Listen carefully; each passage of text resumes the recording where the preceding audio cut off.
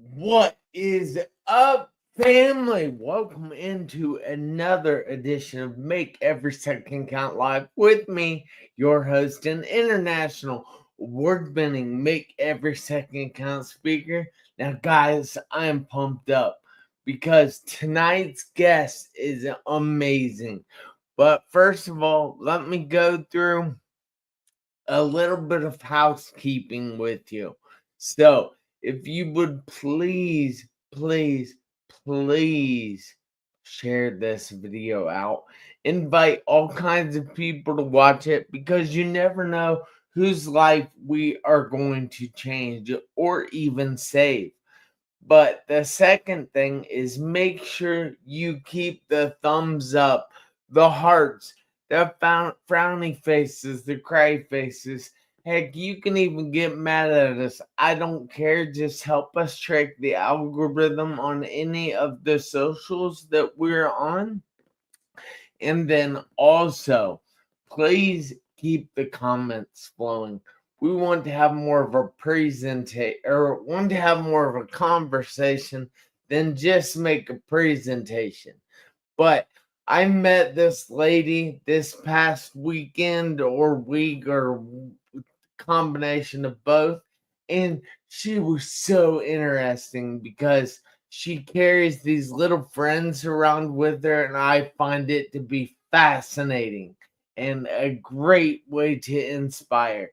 So, with no further ado, I would like to bring to the stage Miss Joy herself.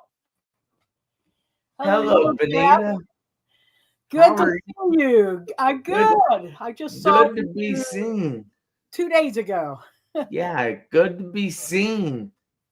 So, if you would like to go through a short introduction about yourself, tell everybody who you are, where you're from, and what you do now, I would love that. And I Okay. am going to be inviting some people on my phone at the moment. So, but hang on, I am paying attention. I'm just looking at my phone for a minute. Okay. Well, my birth name is Bonita Joy Yoder, but I go by Bonita Joy when speaking. And you want to know where I'm from? Well, originally I'm from my mother. Okay. I think, I think what you mean is, where do I get my mail? Yes.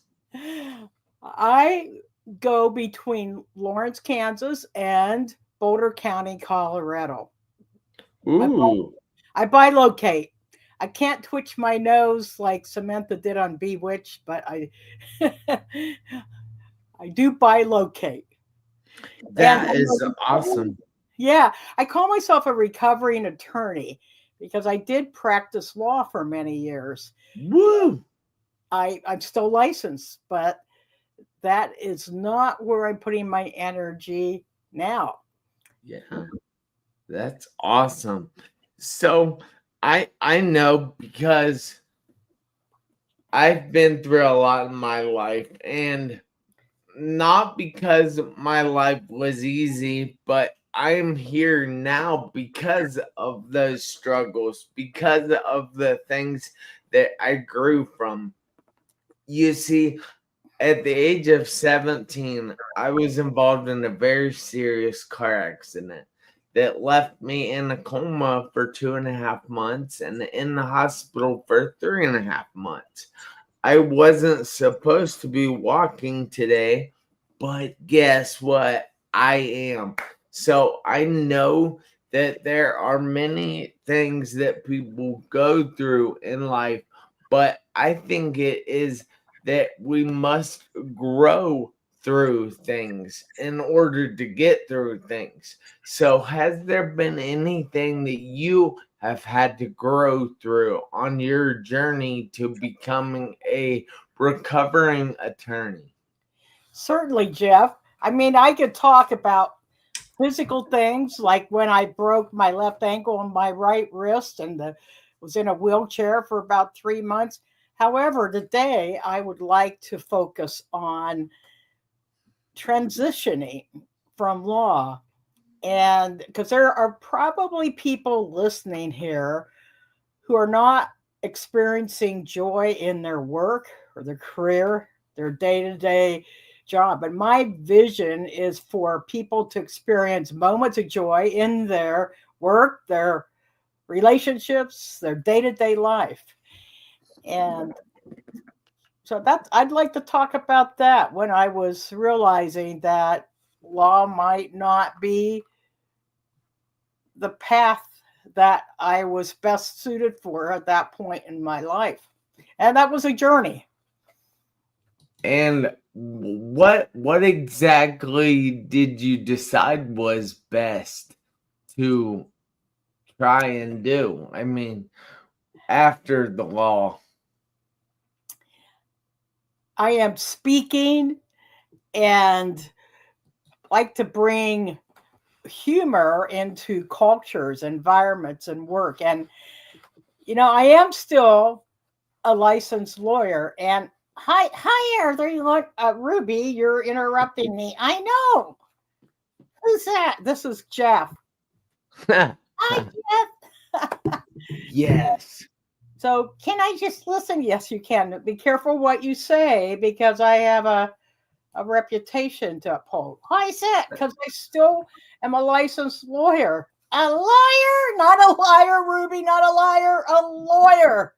What's the difference? Ruby.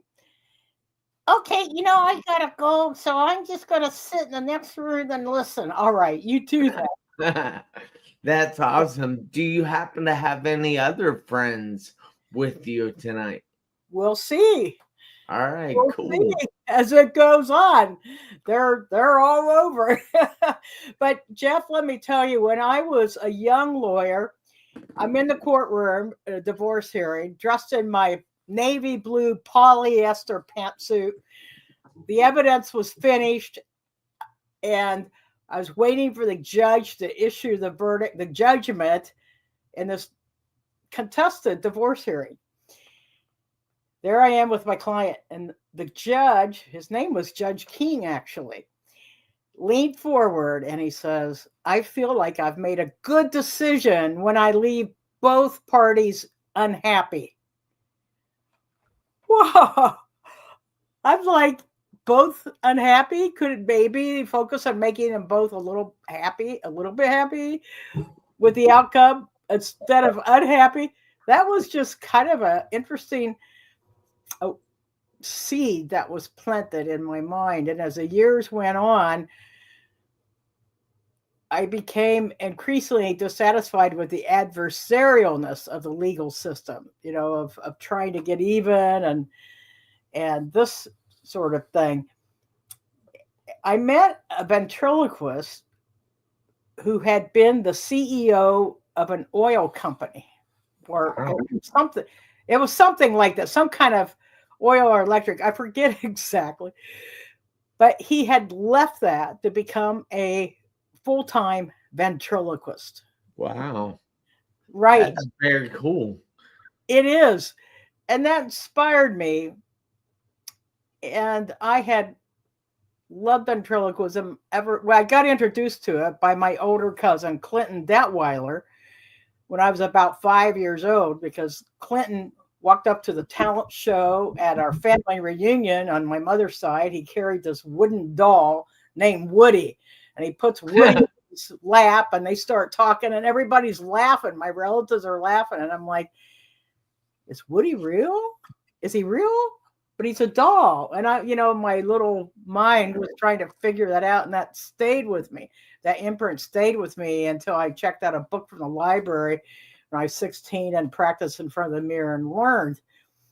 But I would sneak in puppets occasionally after I opened my law practice in my 20s, but I didn't use them nearly as much. I kind of backburnered them because I was afraid I wouldn't be taken seriously if people knew me as the puppet lady. Oh, I heard you called that a lot over the last week. Yeah, one of the things that I'm experimenting with now is handing puppets, or I should say creating now, taking puppets to an organization and have everybody pick up a puppet from the collection there, and then working with their inner puppet, have them play who they are now, maybe play the opposite of who they are, do some role plays. What are the things they'd like to say and don't? Because I'll tell you a secret, puppets get by with saying anything. Yeah. And then, with exploring this, if a person anchors in their inner puppet, years later, when not years, maybe years or months later, weeks later, if they're having trouble speaking up about something, they can kind of remember back to their inner puppet that would have the courage to speak up, and then speak their truth, find their, helps. Puppets can help people find their voice. Yeah, so you're giving a voice to the voiceless. Yes. I like that. Yeah. So what is I mean, how exactly can someone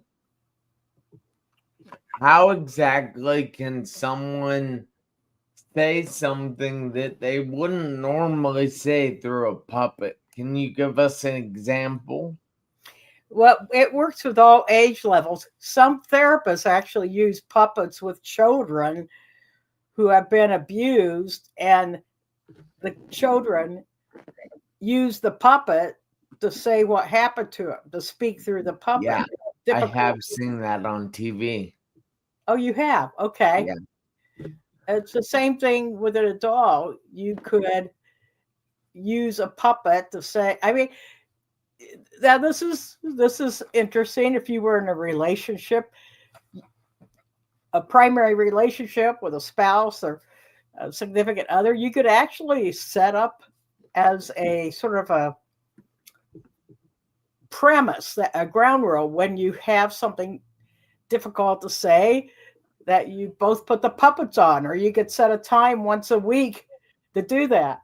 And there's something freeing about having a puppet, and there's also something freeing about playing, and the whole idea of playing instead of having confrontation.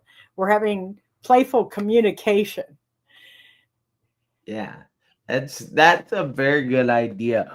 I think people get stuck up into like they're stuck in their own ways, and they think that childish games are below them. But I think I think children have the perfect way of doing a lot of different things. Yeah, that's very wise. Yes, she's got the wizard now. Yes, I like wise things. I can hardly see your mouth. Yeah. That's because I got a beard. I know you do. I didn't like it at first. You didn't know, but after a while, it kind of grew on me. Oh. That's so cool. So I know that we all took a big group photo this last weekend with a bunch of your puppets, right? Yeah, there were 25, 30 people holding puppets, and it was great. I love it. And if we'd had more time, a setting where we could do that. Oh, I love that. Make humor great again. One of your viewers commented. Yeah. And one of them commented that they could talk to Kermit. Well, of course, people can not only say things through puppets, but they can hear things with their puppets differently, maybe. A puppet, my goodness, somebody commented. Yes, I know. I have goodness. That is awesome. But is it tricky to get some of those words out when you're trying to talk like a ventriloquist? Well, yes. Now, what I'm talking about here with like a couples having puppet or people in a work environment, they don't have to know ventriloquism to do that. They can just talk normally with the puppets and use them to say things that might be difficult, to practice that and then take it over into their non-puppet life. I'm gonna leave if you say no puppets. Okay, okay. Then I'll talk to you later. All right, wizard. All right, bye, Wiz. Bye. And there's 5 letters that are hard to say ventriloquially. V, F, and I use my tongue to go to the roof of the mouth. Instead of saying very funny, putting my lips together, it's very funny. And then Wow. there's 3 other letters that are much, much harder to say. That's B like Bonita, B, M like mother, and P like Peter. And so they're what we call bilabial consonants, and they do take more work. You have to use sound substitution. And it would be very hard to say something like Peter Piper picked a peck of pickled peppers because there's so many explosive, where you put your lips together. I want to try it. Oh, no, you don't. Hi, this is Sammy. Hi. Hi, Sammy. This is Jeff. Jeff. Okay. Good to meet you. You too. Peter Piper picked a peck of pickled peppers. No, you didn't really do that. Woo! Good job. Can you do that? That's completely awesome. So I'm gonna run for president. You can't run for president. Why not? You're just a puppet. Well, I have orange hair. I have a question for him. Yeah. What exactly does make every second count mean to you? It means finding joy in every moment. That's what we were talking. Moments of joy. Moments of joy make the seconds count. 1, 2, 3, 4, 5, 6. Not count like that. That's awesome. So what would be your suggestion to other people that are looking to find those moments of joy? And they oftentimes people don't see the moments of joy, but we must look for those moments. So do you have any suggestions on how people can look for them? And don't say with their eyes. The eyes have it. Well, Jeff, the first thing is if you're in a difficult situation, I suggest taking a breath.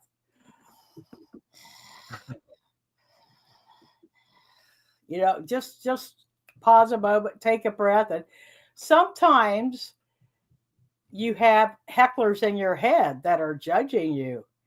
Hecklers in my head? Yes. That's I've never thought of the negative voices in my head as hecklers, but that is a good analogy. Right. And if you find that happening, after you take a breath and you pause, well, the first step there is to recognize it, become aware. Like if you're saying something negative, like I can never do that, I'm too old, or I'm too young, or not good enough. You recognize it and become aware of it. And then if you're alone, you could even say to yourself, stop it, or whisper it. And then how to reframe that. So you recognize it, that you resist it by, stop that, and then how to reframe it. Like I'm doing the best I can with what I have, or that's just an example of one thing. And how about humor? Well, that's another tool you can use. I like humor. Yeah, if you can look at things, if you can lighten up, be enlightened, look at things, and however you can, what's the fun and funny in it? I mean, maybe something your child or grandchild says to you, or coworker or spouse, and or there's a situation, where is the silver lining or the fun? And I actually created a humor journal that has 10 humor prompts to help people notice the fun and funny things in their life. Because you've heard of a gratitude journal, right? Yeah. When you start writing 3 gratitudes or however many every day, and then your mind starts looking for things to be grateful for. Yeah. And it's the same way with humor. If you start consciously looking for the humor in situations, your mind will start finding it. And that can shift your mindset and your perspective. And I actually have that as a gift if I could tell people where to find it, but the humor journal. Yeah, that's awesome. So we actually have a question here from the audience. He says, "What is the biggest crowd of people you have performed to, either as a speaker or a ventriloquist?" Uh, I don't know. I could say it's like maybe 500. 500? Wow. That's a lot. It's not that many because there's millions of people. Yeah, Actually, there's billions, bud. billions. Yeah, with a B. I do need to count 1, 2, 3, 4, 5. That'll take you years. Yeah, And puppet then lives are longer than human lives. Yeah. we have Adam here in the comments being stupid. He says, "Are there any puppets you've had to convict or sentence as an attorney?" Well, there's some there's some attorneys that kind of act like puppets sometimes that maybe I but actually, when I was young in my early 20s, I took a ventriloquist figure, the traditional kind, wood that sit on your lap, into the courtroom. And his name was Clyde, and we had it staged with a reporter there. And the prosecutor, I was representing some people who had been charged with disorderly conduct for walking across a campus with free speech type things, and but we had a resolution of it. And in the courtroom, I had worked this out with the prosecutor in advance, so he took a recess after we were done with the human people, and he told me there was one more case. So calls the judge in, and the prosecutor reads the charge, the disorderly conduct charge, to my vant figure, Clyde. And then the judge, who had a sense of humor, peered over the bench and said, "I sentence you to termites." That's pretty good. I have to say that's funny. It was funny. And we had told a reporter it was going to happen. So they were, cameras weren't allowed, but the reporter was in there, wrote a story up about the whole thing. The people with disorderly conduct, and then that figure, Clyde, being sentenced to termites. So that was pretty fun. And another time, just about a year, I think it was last year, on Constitutional Law Day, we had a reading where attorneys each read a couple paragraphs of the Constitution. I think it took a couple hours. But when I went up, I had a puppet friend named Chuck who went up with me, and we alternated reading the lines. And I could see the judge back there. Well, there were judges in the courtroom too, because this was held in the courtroom. And I could see this one judge just cracking up. But it's interesting. I also took Chuck to a city commission meeting one time because my trash kept not getting picked up. And so we went up in audience comments, and he's talking about, the trash not getting picked up. And it was interesting. This went out on YouTube, and I was told by one of the city commissioners later, who's an attorney, they got the highest views they'd ever gotten on their city commission meeting. I guess word went out, and the trash got picked up regularly ever since then. So they could be, that's an example of using humor to get a point across. That's really awesome. So we have a few more questions here. It says, what inspired you into becoming a ventriloquist from your previous line of work? Actually, I became a ventriloquist when I was a teenager. And it was because, as I said earlier, I'd seen my older cousin perform ventriloquism at a family reunion show when I was about 5. And that imprint stayed with me because Woody, his little friend, seemed so real. Well, you're real. And I just couldn't quite figure out how, was he real? Was he a doll? And found out it was called ventriloquism. And we didn't have videos and that sort of thing back then to learn from, and YouTube. But I got a book from the library and spent hours in front of the mirror practicing while other people were playing softball. Instead of throwing a ball, you learn to throw your voice. I don't actually throw it, but that's amazing.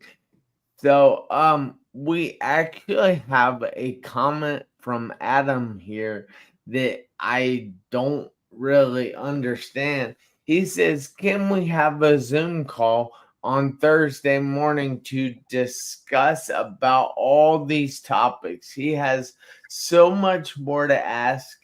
And then he would really like to see you perform as a ventriloquist someday.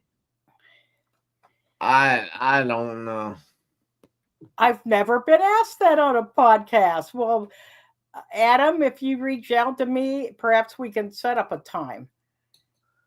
But you're actually seeing me perform as a ventriloquist a little bit during this podcast, but not in person. Yeah, that's awesome. And then we have a Robert Brooker in the comments saying there's a lemon law lawyer in Michigan who I like to engage with on YouTube, Steve Lato. I don't know how to say his last name, but Steve Lato, I guess. And then my dad actually said I would lighten up, but I hate to diet. I'll just get enlightened then. Yeah, that is so true. Hey, I want to tell you and all your friends, thank you so much for coming on here tonight. It really lightens up the day and I love it. But I need all you guys, including your friends that are listening from the other room, to do me a favor. I need you guys to make every second count. You might ask why. Because you never know when the seconds will run out on your one life. Oh, and before we go, I forgot, can we get some contact information from you? Yes, you can email me at bonitajoyspeaker@gmail.com. That's BONITAJOY speaker. Or look for me. I have a YouTube channel at Bonita Joy.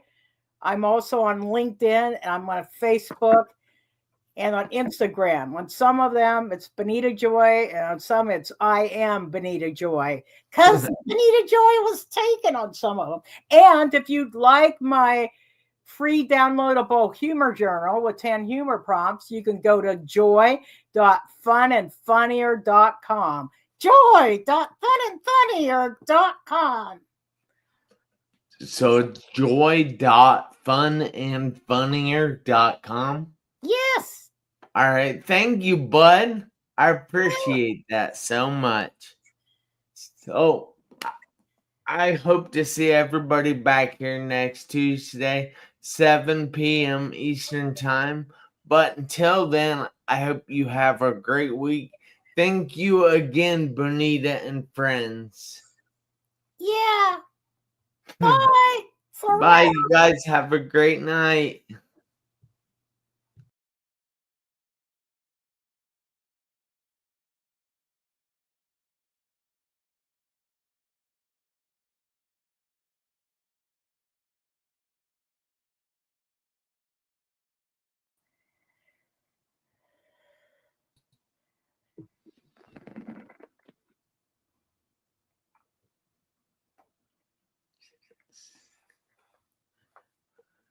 You can stay here, Bonita. Okay. Hey, I just saw your title.